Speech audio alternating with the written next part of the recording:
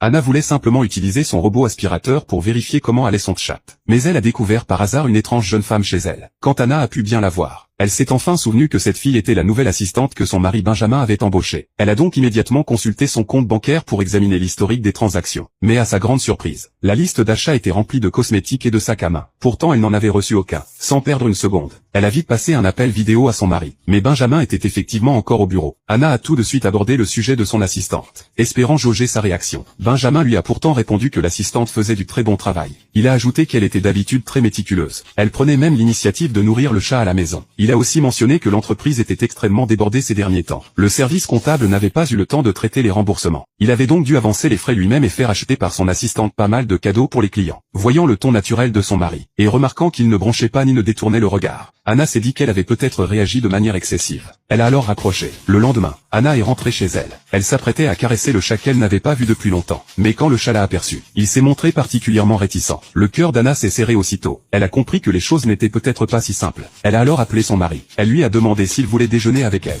Mais Benjamin a dit qu'il était encore au bureau à travailler sur un projet, qu'il ne pouvait vraiment pas se libérer. Plus Anna y réfléchissait, plus elle se méfiait. Elle s'est donc rendue immédiatement au bureau de son mari. Elle voulait voir exactement ce qu'il fabriquait. Elle est restée longtemps devant la porte. Son mari et son assistante interagissaient de manière très polie. Il n'y avait pas le moindre signe de quoi que ce soit de déplacé. Anna a fini par pousser un long soupir de soulagement. Le lendemain, Anna a préparé elle-même un déjeuner pour son mari. Elle voulait lui faire une surprise. Mais elle s'est aperçue qu'il n'était pas là. Juste à ce moment-là, elle a entendu un bruit venant de la salle de bain. Mais c'était clairement l'heure du déjeuner. Pourquoi son mari prendrait-il une douche? Elle a alors fait irruption dans la salle de bain. Mais il n'y avait que son mari à l'intérieur. Benjamin lui a aussitôt demandé ce qu'elle faisait là. Anna a affirmé qu'elle était venue exprès pour lui apporter à manger. Mais à ce moment précis, Anna a remarqué quelques longs cheveux dans la baignoire. Elle s'est immédiatement approchée pour mieux regarder. Mais Benjamin l'a soudain attirée dans ses bras. La réaction de son mari a rendu Anna encore plus méfiante. Elle l'a donc confrontée directement. Pourquoi y a-t-il des cheveux de femme ici? Mais Benjamin a répondu que l'entreprise était trop occupée ces temps-ci. Beaucoup de collègues faisaient des heures supplémentaires au bureau. Ils dormaient pratiquement sur place. Il avait donc laissé ses collègues utiliser sa salle de bain, aussi bien des hommes que des femmes.